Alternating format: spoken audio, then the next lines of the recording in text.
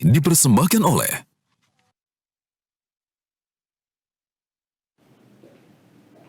Halo pemirsa, apa kabar Anda? Senang sekali jumpa bersama saya, Puja Lestari. Pemirsa, sepanjang tahun 2023, BNI Ventures hadir dalam ekosistem fintech di Indonesia. Menjadi bagian dari BNI Group, BNI Ventures terus mendorong agar fintech dan juga digitalisasi di Indonesia terus berkembang, bahkan hingga bisa go internasional. Lantas apa saja strategi yang telah disiapkan oleh BNI Ventures agar fintech Indonesia bisa terus berkembang? Dan apa saja rencana yang sudah disiapkan oleh BNI Ventures di tahun 2024? Saya akan membahasnya bersama dengan CEO BNI Ventures, Bapak Edi Danusaputro. Bersama saya Puja Lestari, hanya di 60 Minutes with BNI Ventures.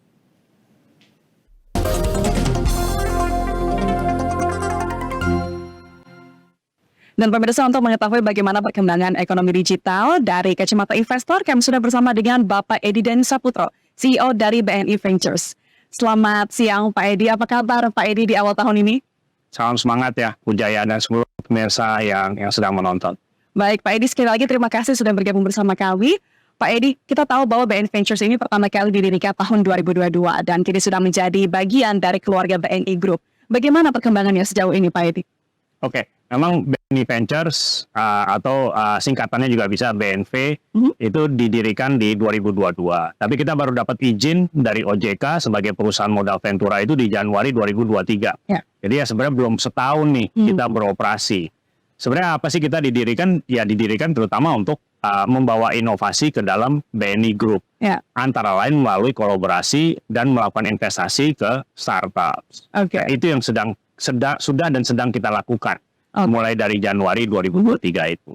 Baik, Pak Edi, kalau kita melihat mundur sedikit Pak ke tahun 2023, di semester 1 2023 ini kan BNV mencatatkan kinerja yang positif ya Pak ya. Apakah hal yang sama juga bisa kita ekspektasikan di semester 2 ini? Iya, mudah-mudahan ya. Meskipun ya memang ya kalau kita lihat makro kan banyak isu ya di makro ya. Tingkat suku bunga yang tinggi lah, ada pelemahan ekonomi, growth, ada perang, dan segala macam, termasuk ya di dunia kita ada tech winter gitu. Jadi, tapi kita tetap optimistis karena kenapa? Ya itu tugas kita, saya dan teman-teman di BNI Ventures untuk mencari investasi dan mencari startup yang bagus. Baik, Pak Edi, mungkin kalau kita melihat secara helikopter view dulu begitu ya Pak ya. Bagaimana Pak Edi melihat perkembangan industri modal Ventura nasional di Indonesia? Oke, data dari OJK mengatakan secara aset itu masih tumbuh. Ya, tumbuhnya nggak besar, tapi masih ada pergerakan lah gitu ya. Tapi itu terutama untuk perusahaan-perusahaan yang memiliki izin dari OJK. Sedangkan kita tahu juga ada venture capital yang tidak berizin dari OJK, datang dari luar negeri, melakukan investasi ke startup. Itu memang turun. Year on year 2023 dibanding periode yang sama 2022, itu turun kira-kira 40-50%. Jadi apakah ada penurunan investasi ke startup di Indonesia? Ada, gitu ya. Tapi bukan berarti itu kemudian di industri semuanya negatif. Enggak, tetap masih ada investasi dan tetap yang bagus-bagus itu masih bisa didapat. Nah, Pak Edi, ini menarik nih kalau kita mendalami lagi ya terkait dengan industri teknologi Indonesia, khususnya startup. Kita tahu bahwa dari tahun 2010 hingga dalam 5 tahun terakhir, Indonesia dalam startup ini khususnya mengalami perkembangan yang pesat. Tapi kita juga tahu di tahun 2022 sempat ada winter tech ya Pak ya, yang mungkin masih dirasakan dampaknya sekarang. Kalau Pak Edi melihat dinamika ekosistem startup kita bagaimana? Oke. Jadi kalau kita lihat mundur sedikit, bukan sedikit ya, mungkin mundurnya 10-12 tahun ke belakang. Titik awal ekosistem atau industri startups ini ya sebut nama aja ya, 10-12 tahun yang lalu yang muncul kan ya Gojek, Traveloka, Bukalapak, Tokped dan segala inilah yang awal-awalnya ekosistem kita gitu ya. Itu sudah tumbuh dan tumbuhnya secara valuation. Tapi kita harus boleh jujur juga gitu. Banyak perusahaan-perusahaan startup yang besar ini, termasuk yang sudah unicorn. Unicorn itu adalah startup yang valuasinya lebih dari 1 billion, 1 miliar US dollar. Banyak dari perusahaan-perusahaan besar ini belum profitable. Ya, bahkan yang sudah melantai di bursa pun, ya saya nggak mau nyebut nama gitu. Tapi ya memang belum profitable gitu. Nah sekarang, jadi memang industri kita tuh lagi evolusi. Kalau 5-8 tahun yang lalu tuh semua semata mencari growth, top line ya, revenue, dan mencari valuasi. Sekarang udah nggak lagi, sekarang udah mencari lebih ke sustainability. Ya itu ya bagaimanapun juga sebuah startup itu kan sebesar apa, ya dia harus profit kan. Betul. Jadi sekarang yang di metrik yang kita, yang para investor ini sekarang melirik, bukan lagi semata valuation, tapi menjadi apakah dia bisa profit. Oke. Gitu, right? Dan karena kalau nggak profit ya ujung-ujungnya harus tetap menunggu injeksi dari venture capital. Oke, tapi kalau dari pendanaan sendiri Pak, Edi melihat ada nggak sih Pak penurunan pendanaan di awal tahun 2023 ini? Apakah Pak Edi melihat sudah ada mulai semangat kebangkitan lagi mungkin di kuartal 4 atau justru di tahun 2024? Semester 1 2023 itu turun. Ya. Dibandingkan periode yang sama di 2022. Tapi di kuartal 3 udah masuk dan mulai ada peningkatan. Q4 belum masuk karena masih berjalan. Itu saya dengar juga sudah mulai ada peningkatan. Jadi the rebound is happening. The rebound is happening and you are here for it ya Pak ya tentunya. Ya. Kita ikutlah mudah-mudahan. Baik Pak Edi, mungkin kita berbicara dulu ya Pak ya dari visi misi BNI Venture sebelum kita menilik lebih dalam lagi ke startup ya Pak. Di tengah dinamika tersebut, tadi kita sudah berbicara bagaimana sudah shifting ya Pak ya dari growth, sekarang kita mencari sustainability. Kalau dari dinamika tersebut, visi dan misi dari BNI Ventures ini bagaimana? Kita kan didirikan untuk ya jujur lah, kita kan anak perusahaan Bank BNI ya. Betul. Itu kan papa mama kita gitu kan. Jadi ya uangnya dari awal ya uangnya dari papa mama Bank BNI gitu. Dengan sendirinya kita harus membawa misi Bank BNI gitu. Jadi kita harus membantu bisnis unit atau perusahaan anak yang ada di BNI Group. Oke. Dan itu ya kita harus cari tahu. Jadi tugas saya di awal itu saya sama teman-teman itu kita keliling. Kita tanya bisnis unit, ke divisi, ke perusahaan anak gitu. Kalian butuh bantuan apa? Kita carikan solusinya atau kita carikan yang bisa membantu bisnis kalian di ekosistem startups. Karena mungkin memang solusinya bukan di existing grupnya, tapi mungkin solusinya ada di luar. Yaitu ada di startup, karena startup kan sering ada inovasi-inovasi yang baru gitu ya. Nah, kita yang akan mencari startup tersebut, bisa kita invest, bisa juga nggak perlu invest, kita bawa masuk ke dalam BNI Group. Terjadilah kolaborasi, startupnya untung karena revenue-nya naik, bisnis unit juga mendapatkan solusi atas kebutuhannya, ya itu ikut naik juga bisnisnya. Oke, tapi kalau visi BNI Group secara besar sebenarnya apa Pak? Apakah lebih ke meningkatkan literasi digital atau lebih ke fintech? Di mana visinya? Wah, untuk kita di BNI Ventures, kita sih ya kita membantu BNI Group lah, itu kan standar. Kalau yang lain-lain ya apa namanya inklusi keuangan, UMKM gitu, itu betul, itu menuju ke sana, menuju ke sana. Tapi ujung-ujungnya kita ingin membantu ekosistem inovasi yang ada di Indonesia. Inovasi itu ya terutama ya adalah melalui digital, yaitu adalah startup. Kalau lebih spesifik lagi adalah ya apa? Kita mau membantu UMKM naik kelas. Intinya sih itu gitu. Lebih spesifik lagi ke BNI Group. Apa yang membedakan BNI Group dengan bank-bank pemerintah lainnya? Ya BNI itu yang memang ditugaskan oleh pemerintah, bank BNI-nya ya, untuk lebih ke luar negeri, lebih internasional. Ya mungkin sharing aja ya. Kalau BTN, Bank Himbara, bank pemerintah itu kan lebih ke KPR ya.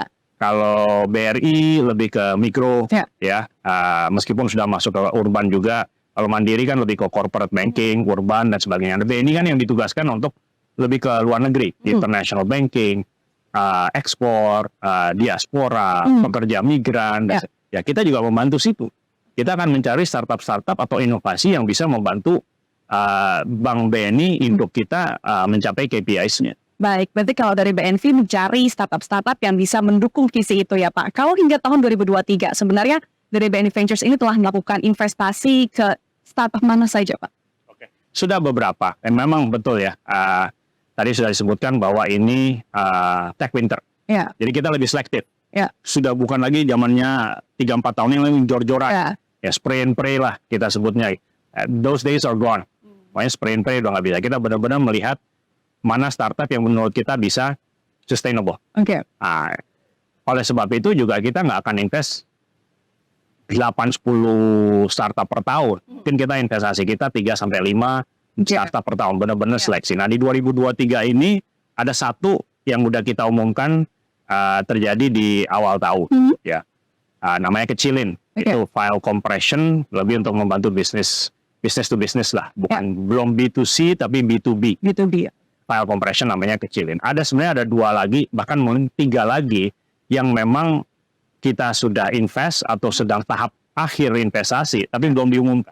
Oke. Karena itu bukan hanya keputusan kita untuk melakukan press release sudah investasi, itu sebenarnya seringkali adalah itu ranahnya investinya atau startupnya gitu. Jadi kita sebenarnya sudah lebih dari satu, tapi kita belum diumumkan aja. Oke, kalau gitu kita ngomongin yang sudah di-disclose saja kali ya Pak ya, dari startup kecilin ini. Kenapa BNI Ventures memilih untuk menyuntikkan dananya ke sana? Apa yang dilihat dari BNI Ventures? Oke, mungkin secara umum, ya saya sebagai venture capitalist, kita sebagai perusahaan, kita memang lebih melihat bahwa di era yang sekarang ini B2C itu susah.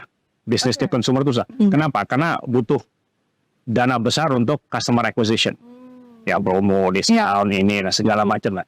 Kita memang lebih nyaman saat ini dengan B2B. Business to business. Atau B2B2C.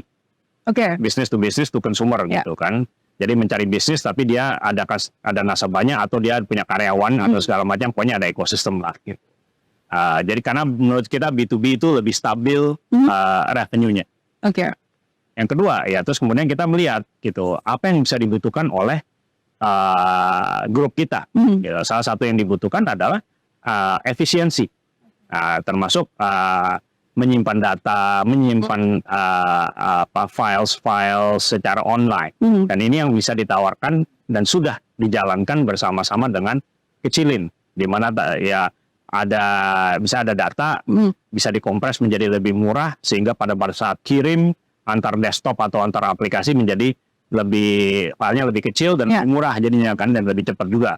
Atau disimpan di storage online, itu juga menghemat bandwidth gitu kan, jadi menghemat juga biaya gitu. Nah ini contoh aja gitu kenapa kita akhirnya invest ke Kecilin dan sudah dan sedang melakukan kolaborasi. Pak Edi, ini sangat menarik sekali ya. Nanti kita akan membahas lebih jauh Pak terkait dengan startup, kita bahas sampai dalam-dalamnya Pak. Namun usai jeda ya Pak Edi ya. Pemirsa 60 Minutes with BNI Ventures akan kembali usai jeda, tetaplah bersama kami.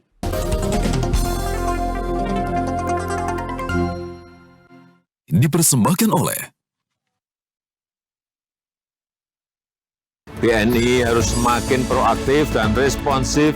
BNI terus konsisten untuk mendorong UMKM kita naik ke taraf internasional. BNI berkomitmen dalam program-program pemberdayaan UMKM untuk go global. BNI bertransformasi secara digital dengan BNI Mobile Banking dan BNI Direct, serta BNI Expora yang mendorong UMKM lokal Indonesia untuk go global. BNI for Stronger Indonesia. Anda masih bersama kami dalam 60 Minutes with BNI Ventures. Pak Edi, tadi kita berbicara bagaimana sudah ada dinamika ya Pak ya, dari sisi startup yang sebelumnya pendanaan jor-joran, namun sekarang sudah mulai mengerem nih para investor. Kalau kita berusaha untuk mengupas dari startup yang dinilai menarik oleh BNI Ventures, sebenarnya value utama yang menjadi fokus BNI Ventures dalam memilih startup itu apa? Saya dan teman-teman tim di kantor, kalau kita lagi ketemu sebuah startup, ada beberapa hal yang kita tanya gitu ya. Pertama adalah what problem are you trying to solve? Ya,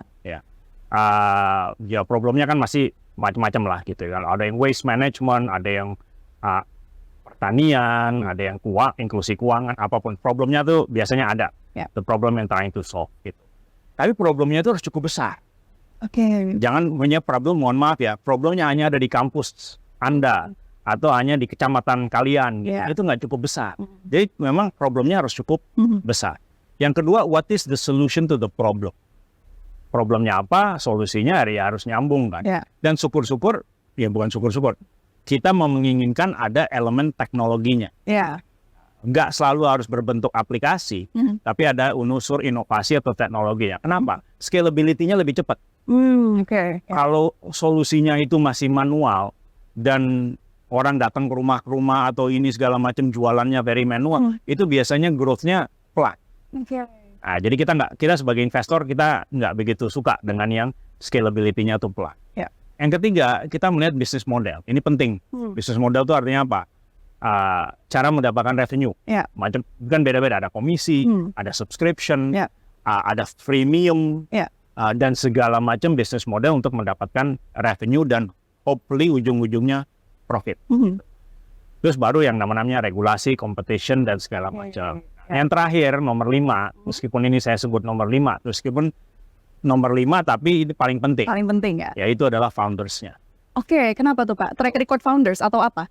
Ya, satu track record, yang kedua intelijensia, passion, komunikasi, bisa jualan atau enggak, mau dengerin masukan dari kita atau enggak, atau sangat keras kepala dan sebagainya gitu. Itu penting, karena ujung-ujungnya kita kan invest ke startup.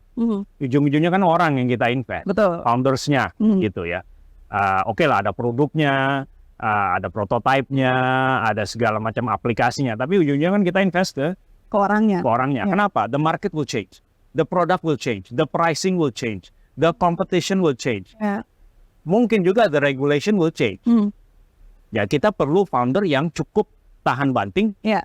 agile, Iya. sampai supaya dia bisa menavigasi perubahan semua ini. Jadi ujungnya kita invest ke orang. Oke, dari 5 kriteria utama itu Pak, kalau dari BNI Ventures menakar risiko ini seperti apa? Ketika mungkin ada suatu startup yang dari 5 kriteria utama tersebut bagus, tapi di satu sisi kita bisa melihat ini sepertinya ada risiko yang tinggi. Kapan BNI Ventures memutuskan kalau risiko ini terlalu tinggi, nggak attainable atau kurang bisa untuk deliverables, dan kapan ini sebenarnya masih bisa diselesaikan begitu risikonya? Ini pertanyaan yang bagus ya, Puja ya. Ini juga tergantung dari tahapannya. At what stage? Kalau yang seed, which is very early, mungkin baru ada prototype, atau bahkan mungkin belum meluncur ke pasar, itu terlalu riskan buat kita. Karena dia belum ada jualan, atau baru sedikit jualannya, belum diterima di pasar, validation, product validation, customer validation-nya mungkin belum terlalu jalan. Kita lebih nyaman di series A, di mana dia udah jualan, pasti belum profitable, sudah ada acceptance di pasar, dan sudah ada market share lah, gitu ya. Dan sudah ada angel atau VC lain yang invest juga di situ. Kita kan sebagai investor tuh jarang kita mau yang pertama. Karena itu the first one is always taking the most risk ya. Kecuali kalau angel memang harus di awal gitu, karena lebih murah gitu kan. Jadi itu metrik-metrik. Nah, kalau buat kita di series B yang udah lebih advance lagi, if you are not maybe top 5 in your sector, udah series B, something wrong with you. Jadi kita melihat harusnya ya growth top line-nya ada, bottom line-nya menuju profitability, dan ya sudah harus punya market share, ya leader lah di pasar gitu. Ya, oke, baik. Dan misalkan setelah BNI Ventures ini masuk Pak ke dalam tadi startup yang dinilai sudah cukup berkembang begitu ya, apa strategi dari BNI Ventures untuk memastikan keberlanjutan pertumbuhan startup agar sampai profitable atau bahkan grow even more? Kita bukan passive investors.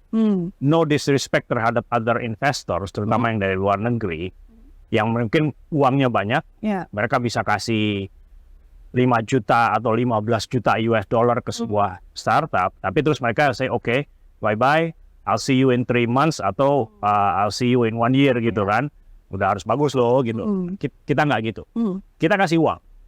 Besarnya relatif lah ya. Tapi kita juga membantu startup tersebut secara revenue.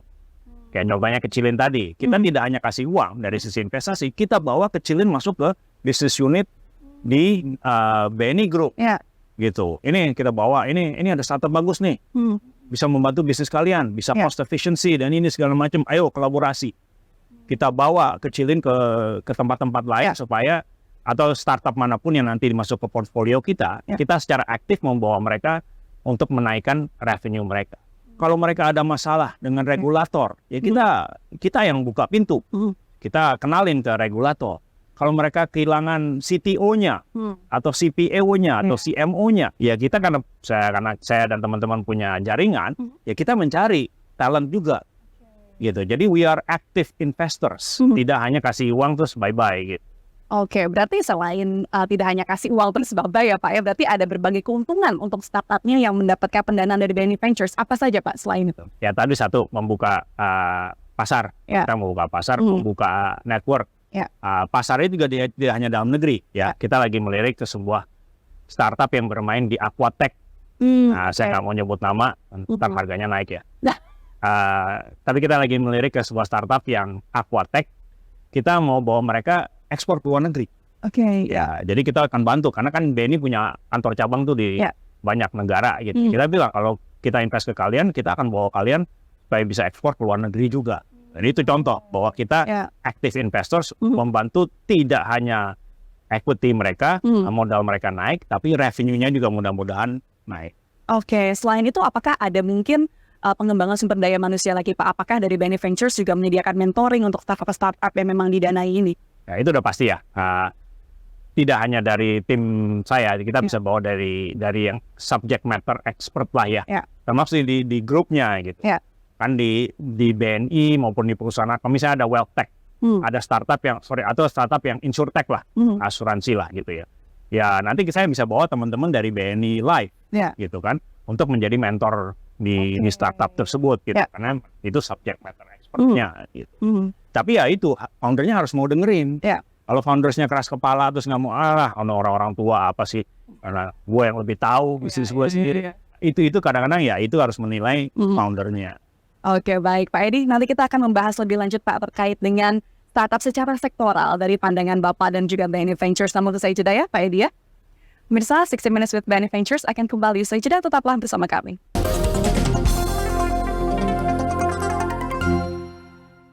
Dipersembahkan oleh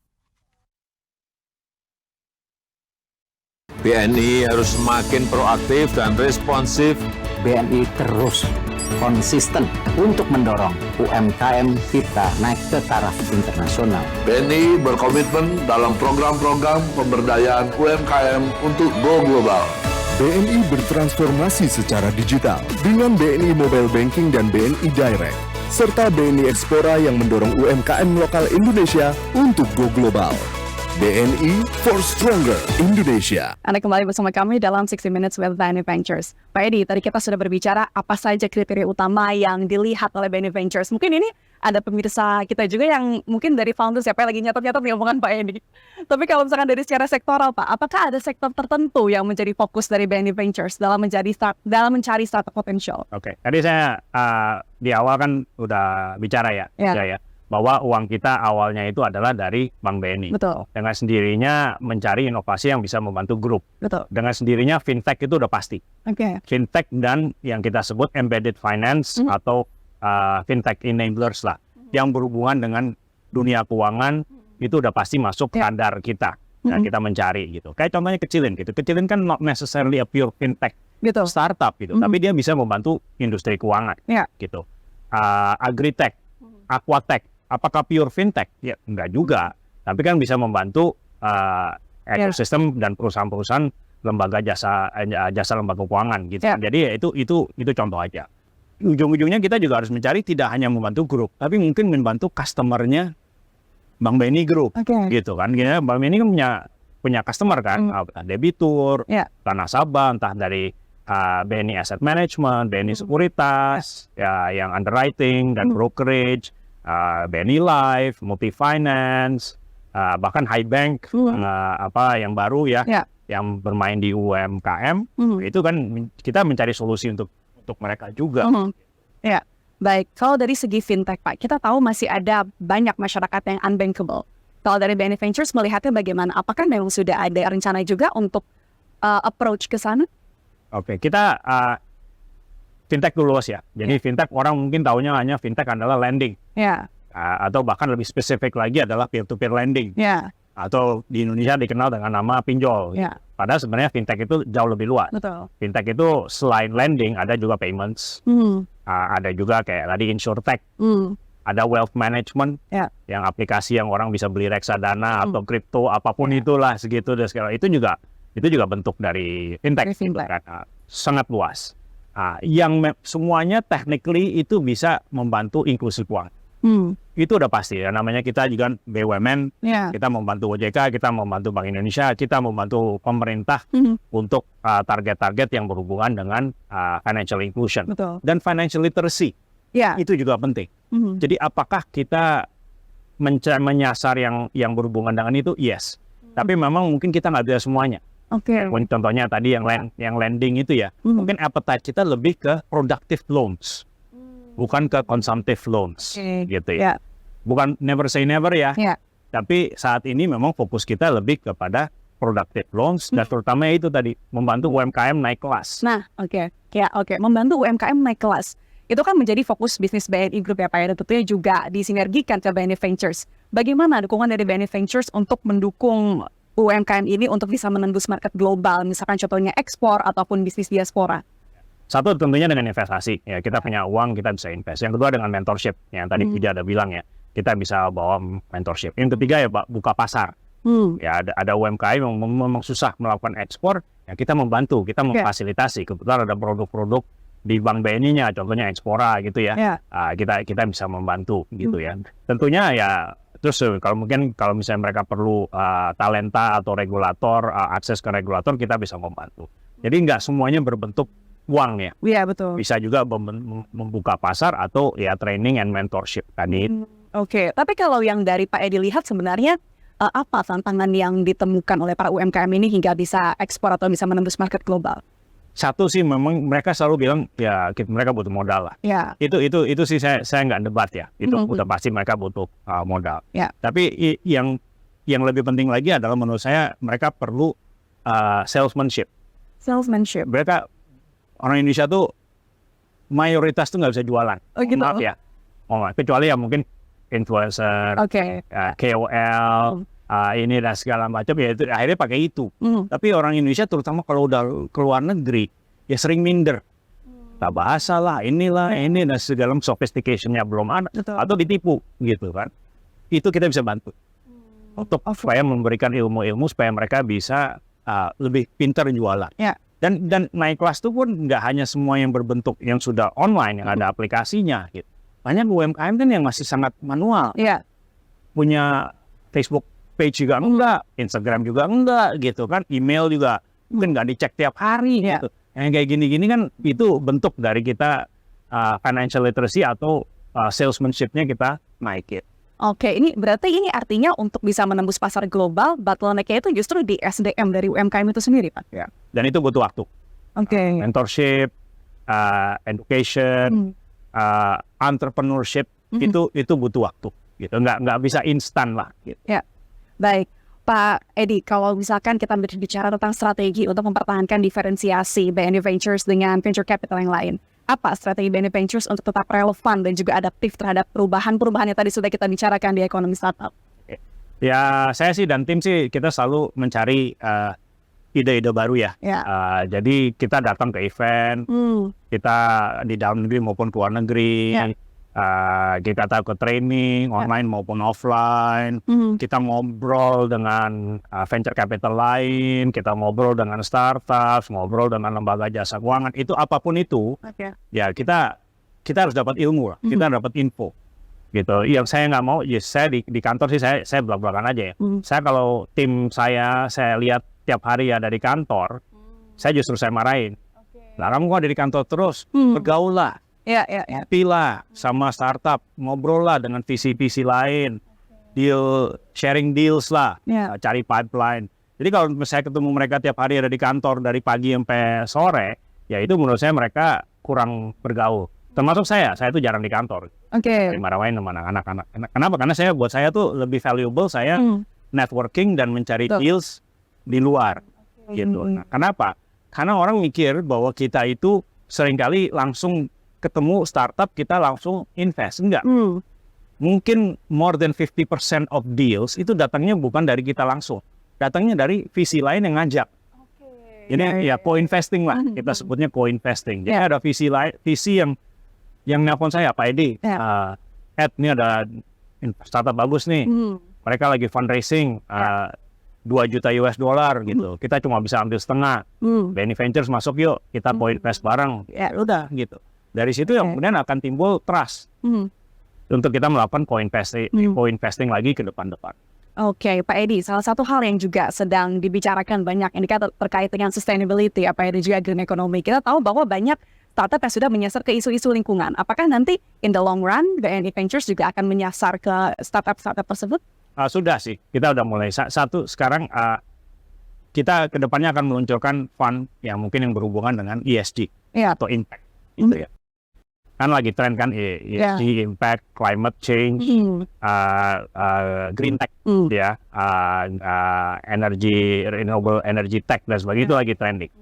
Tapi di luar dari itu, menurut saya yang tidak bermain di sektor ini pun harus memasukkan unsur ESG itu ya. ESG itu untuk sustainability. Pada saatnya semua orang akan ditanya. Ya, Ya, semua orang ditanya how green are you? ya, Dan termasuk sekarang nanti UMKM dan perusahaan korporasi karena pada saatnya mereka nanti pinjam ke bank itu akan ditanya atau ESG reportnya, sustainability reportnya mana gitu. What's your carbon footprint gitu Yeah. kan? Dosa-dosa apa kalau seberapa besar dosanya kalian di urusan karbon gitu kan? Itu harus bisa menjawab. Oke. It may take a few years, tapi kita menuju ke new normal ini. Ya, berarti ini sudah bukan lagi bisa dihindarkan ya Pak ya untuk ESG ini. Tapi kalau yang BNI Venture sudah mulai approach ini lebih di bidang apa Pak ESG-nya? Beberapa sih kita lagi pernah lihat yang dan terus mencari yang berhubungan dengan waste management. Waste management, oke. Karbon belum terlalu banyak, tapi bahkan kita waktu itu saya nggak menyebut nama ya, GR, startupnya GR gitu ya. Kita melihat bahkan waktu itu air quality. Ya, oke. Kan waktu itu kan polusi luar biasa gitu kan. Nah, itu tapi you don't make money from tracking air quality kan, you make money from device gitu kan, jual sebagai IoT, Internet of Things gitu kan, menjual hardware. Tapi itu juga suatu bentuk gitu ya, bahwa itu orang udah mulai melirik ke sana. Pak Edi, kita akan berbicara selanjutnya lebih luas lagi Pak terkait dengan potensi ekonomi digital Indonesia, namun usai jeda. Pemirsa, 60 Minutes with BNI Ventures akan kembali usai jeda, tetaplah bersama kami.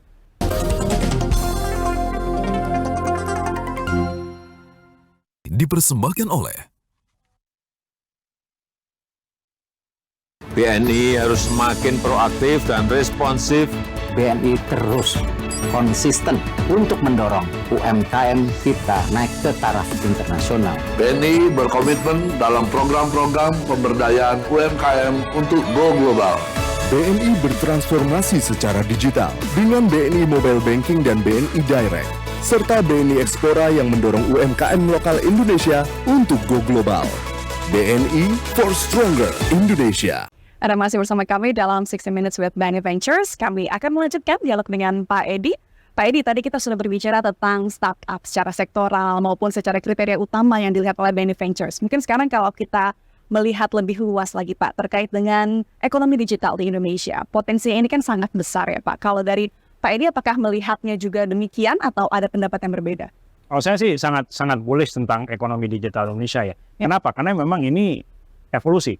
Ya, anak saya memang mungkin bukan milenial, yang setelah itu Gen Z. Gen Z, ya. Nah, itu udah digital native gitu. Dari lahir pun aja udah terbiasa dengan tablet, dengan smartphone nih. Ya memang anak-anak muda zaman sekarang itu udah pasti digital native. Jadi buat yang namanya digital mindset, digital products itu segala macam udah nggak bisa ditolak gitu. Nah, termasuk pekerjaan akan sangat digital. 10 tahun yang lalu kan mana ada itu yang namanya orang jualan atau jadi influencer atau YouTuber atau apapun ya, itu semua kan ada. Bahkan sekarang jualan online melalui online shop nanti segala, dulu kan nggak ada gitu. Nah, ini jadi digital is non-negotiable, itu udah pasti. Kalau kita melirik ke belakang juga itu sudah pasti digital itu perlu. Kenapa? Karena solving a lot of problems.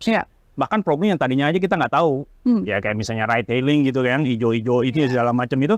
Dulu kita nggak pikir bahwa kita perlu, ternyata perlu. Dan larinya tidak hanya ke transportasi, ke delivery makanan, delivery dokumen. Ini tadinya kita nggak mikir bahwa ada ide seperti ini.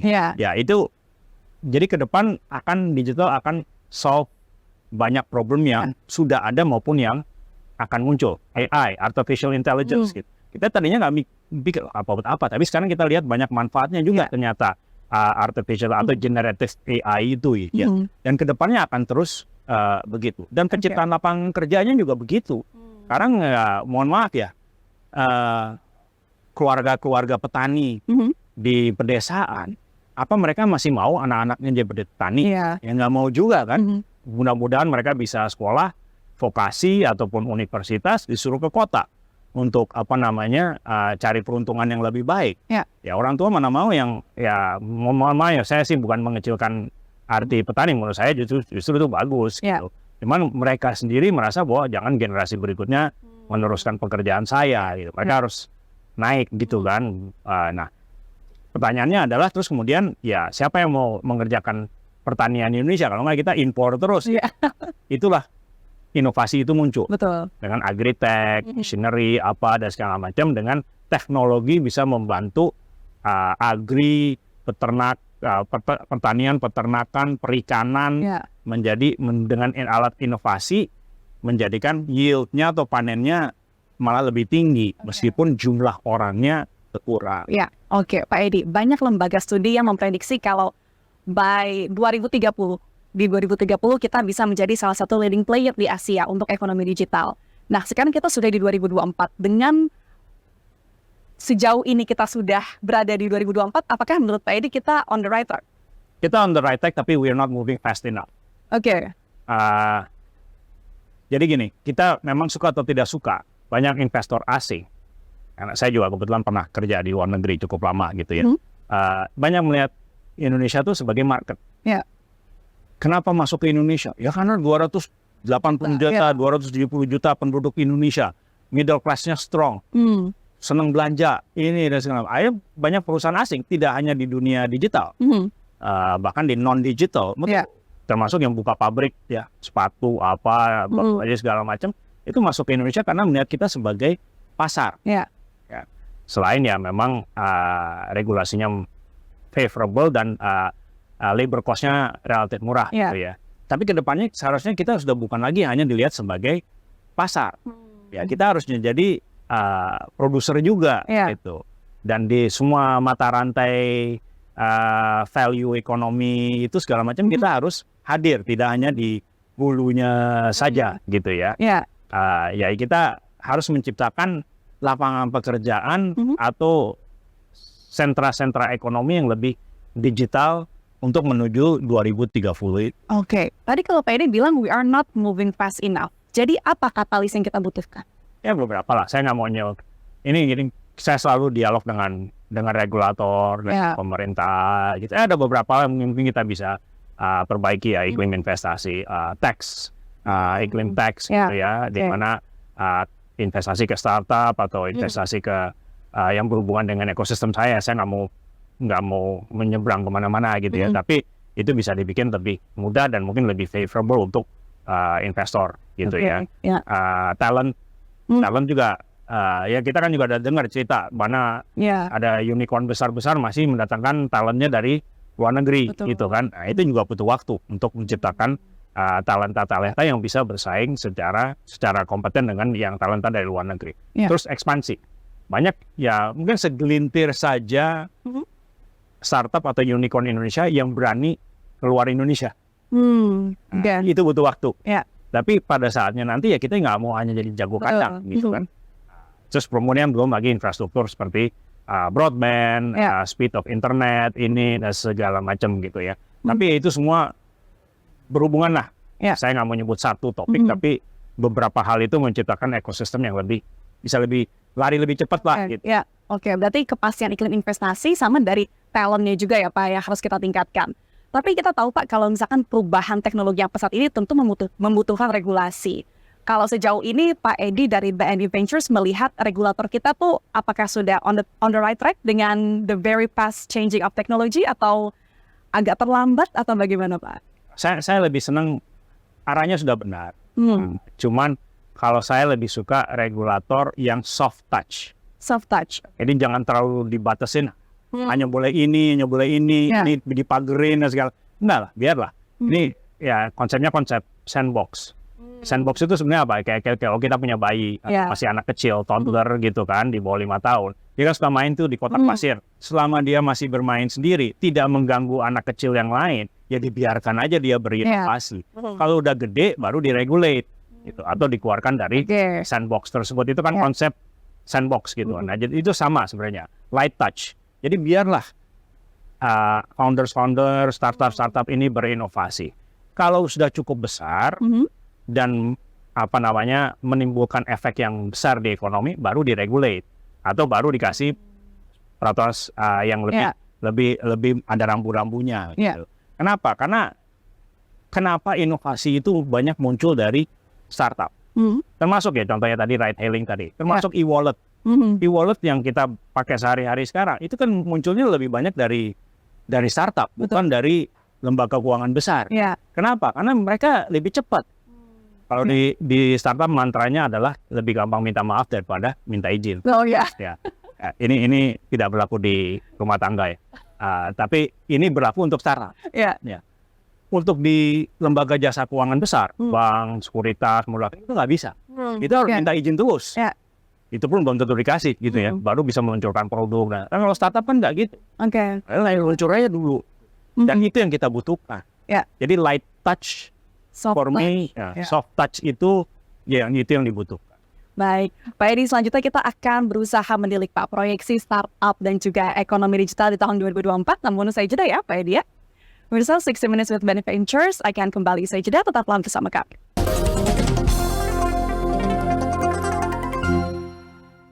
Dipersembahkan oleh BNI harus semakin proaktif dan responsif. BNI terus konsisten untuk mendorong UMKM kita naik ke taraf internasional. BNI berkomitmen dalam program-program pemberdayaan UMKM untuk go global. BNI bertransformasi secara digital dengan BNI Mobile Banking dan BNI Direct, serta BNI Explora yang mendorong UMKM lokal Indonesia untuk go global. BNI for Stronger Indonesia. Terima kasih Anda masih bersama kami dalam 60 Minutes with Ben Ventures. Pak Edi, tadi kita sudah berbicara bagaimana perkembangan dari startup dan juga ekonomi digital di tahun 2023. Kalau boleh ditanya, apa pelajaran terbesar yang dicatat oleh BNI Ventures sepanjang tahun 2023? Oke, memang tadi Puja udah bilang ya, tech winter is happening, gitu ya. Dan sedang mudah-mudahan kita menuju ke rebound. Ada beberapa sektor yang tadinya kita pikir, ini pelajaran juga ya, pas waktu kita pandemi ya, 2020, 21, 22 itu kan pandemi. Dua sektor selain fintech ya, fintech kan sama online shopping sama logistics kan agak konstan ya. Dua sektor yang waktu pandemi itu tiba-tiba melejit, itu adalah health tech, kesehatan sama edutech. Ya. Karena tadinya orang yang belajar di kelas atau les, dia tiba-tiba semua melalui online gitu. Yang lain tetap maju, tapi dua ini tiba-tiba melejit gitu.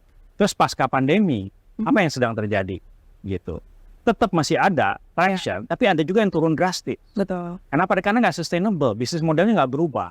Jadi pelajaran dari kita adalah sebuah bisnis model, sebuah cara melakukan bisnis dan mencari produk dan target market itu harus selalu senantiasa evolusi. Ya. Jangan terus cepat puas diri. Ya, betul. Dan dengan yang sudah ada, tetap harus melakukan inovasi. Inovasi dan juga beradaptasi ya Pak ya dengan perubahan-perubahan di sekitarnya. Nah, dari pelajaran tersebut, apa rencana BNI Ventures untuk menerapkan pelajaran tersebut di strategi di tahun-tahun mendatang? Oke, kita harus melihat, jadi ini mungkin cheat sheet sedikit ya. Contekan dikit kalau mau curang sedikit. Indonesia is a great market, tapi secara teknologi seringkali kita bukan yang terdepan. Oke. Secara teknologi, aplikasi ataupun itu biasanya di luar negeri dulu. Ya. Di Amerika, di Eropa, bahkan mungkin Cina, Jepang dan segala macam. Yang ride hailing yang hijau-hijau itu kan juga tidak menciptakan konsep ride hailing, itu kan diciptakan di US gitu kan. E-commerce, marketplace itu juga nggak diciptakan di Indonesia ya.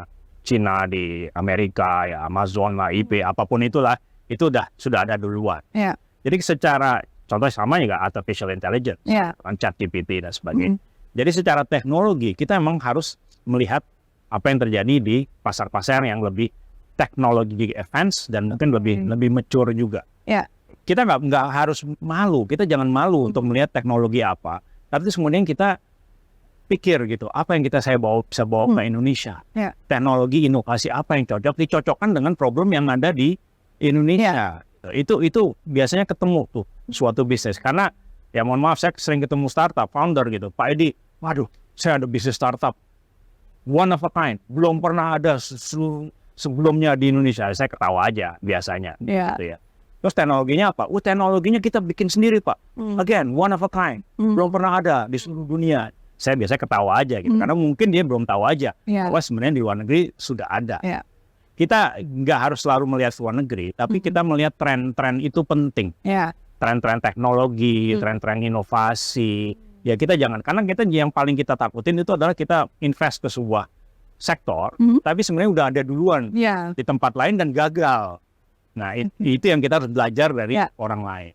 Oke, nah kalau kita sudah memasuki tahun 2024, baru saja membuka tahun. Kalau menurut Pak Edi, bagaimana proyeksi pertumbuhan startup di tahun 2024? Oke, I think gone are the days when it's all about quantity ya. Ya, Ya, saya nyebut nama aja gitu ya. Sorry ya, disebut nama nggak apa ya. Marketplace e-commerce. ya, Ada berapa Puja? Yang saya sebut aja ya. Iya. Nah, Bukalapak, Tokped, Shopee, Lazada, JD, Blibli, belanja udah nggak ada gitu kan. Zalora, ini segala banyak banget. Apakah seluruhnya akan survive? I don't know. Tapi yang mungkin terjadi adalah ya konsolidasi. Itu yang sedang terjadi, banyak kan konsolidasi. Dari antara ini sekian main, udah ada beberapa itu yang merger gitu kan. ya, Konsolidasi gitu kan. Di fintech juga begitu. Sudah ada beberapa yang melakukan konsolidasi, merger. Dengan sendirinya ada yang tutup, itu natural lah. Darwinism lah ya, dalam survival of the fittest. Tapi juga akan ada menuju ke konsolidasi. Dan tren ini, kan kita juga lihat di luar negeri apa yang terjadi. Tren itu kan berulang di Indonesia. Bahwa memang it's no longer about quantity of players, tapi mungkin quality. Jadi yang bertahan nggak sebanyak sebelum-sebelumnya, tapi yang bertahan itu lebih robust, lebih bagus. Oke, survival of the fittest begitu ya Pak ya. Oke, nah Pak Edi, tapi kita tahu kalau 2024 ini menjadi tahun politik, tidak hanya untuk di Indonesia, tapi juga di US dan juga di India. Apakah menurut Bapak ini juga akan berpengaruh kepada pertumbuhan startup kita? Pendanaan akan lebih menantang. Oke. Karena kenapa? Startup itu kan butuh injeksi modal dari kami, para venture capital. Yang lokal, yang BUMN, yang dan yang perusahaan venture capital Indonesia, we are never going away. Kita akan selalu ada. Oke. Ya memang ini, this is our hometown, this is our country gitu. Kita kan ya memang kita investasinya di sini. Nah, yang asing-asing itu yang datangnya dari Silicon Valley, yang datangnya mungkin dari Singapura, Jepang, Korea dan segala macam, melihat tahun politik mereka mungkin wait and see. Oke. Jadi investasi dari luar mungkin masih wait and see. Investasi dari dalam akan jalan terus. Malah buat kita yang lokal-lokal ini justru a good time to buy. Oh ya. Selectively, karena mencari yang bagus mungkin valuation-nya lebih masuk akal. Oke. Tapi ya harus murah bukan berarti bagus ya. Tapi ya itu tugas kita untuk mencari yang bagus. Mungkin valuation-nya nggak semahal yang tahun-tahun sebelum. Oke, kalau untuk BNI Ventures di 2024 prioritas utamanya apa? Kalau kita sih sama. Kita karena relatif baru, new kid on the block ya. Kita have to be in the marketplace. We have to establish relationships. Kita mau bikin venture building, kita mau bikin kolaborasi dengan startup, kita mau invest dan segala macam. Mungkin belum terlalu banyak dikenal kita lah. Ya itu tugas kita setahun ke depan, kemarin juga ke depan untuk supaya lebih banyak dikenal, supaya orang mau berhubungan dan melakukan investasi. Oke, baik Pak Edi, terakhir Pak, mungkin ada pesan dan harapan untuk menyambut tahun 2024 ini, silakan Pak Edi. Oke, jadi menyambut tahun baru 2024 yang tadi sebenarnya Puja udah bilang gitu, akan menantang karena tahun politik, tingkat suku bunga juga masih relatif tinggi begitu ya. Tapi kita sebagai venture capital, terutama yang di dalam negeri, yang lokal-lokal ini, kita tetap bullish, kita tetap semangat. Kenapa? Saya perlu ingetin kepada seluruh pemirsa bahwa venture capital ini kalau invest ke sebuah startup, itu hitungannya tahunan. Bahkan 5 tahun sampai 8 tahun. Ya kita harus sabar. Kita bukan, mohon maaf, banding-bandingin. Kita bukan seperti investor di pasar modal yang investnya untuk 5 jam atau 5 hari atau 5 minggu gitu. Kita memang kalau invest ke sebuah startup, ya kita harus punya nafas cukup panjang sampai 5 tahun atau lebih. Nah, oleh sebab itu, kita terus mencari startup yang bagus dan kita harus punya program-program untuk membantu mereka secara long term. Jadi bagi teman-teman atau founder-founder atau calon founder yang sedang menonton, ya kalau punya startup bagus, ide bagus, ya jangan sukan-sukan datang ke BNI Ventures, ya kita ngobrol dulu lah gitu.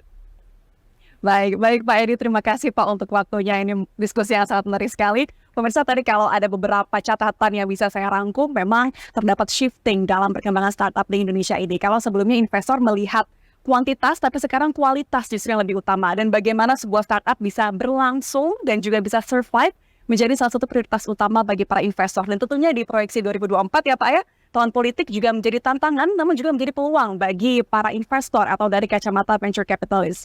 Terima kasih atas waktu Anda bersama kami di 60 Minutes with BNI Ventures bersama saya Puja Lestari. Terima kasih dan sampai jumpa.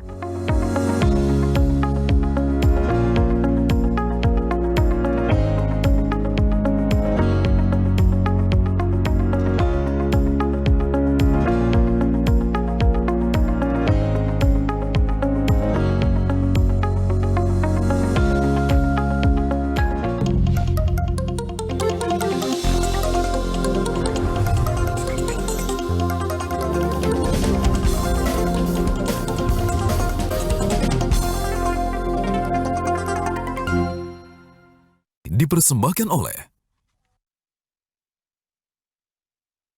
BNI harus semakin proaktif dan responsif.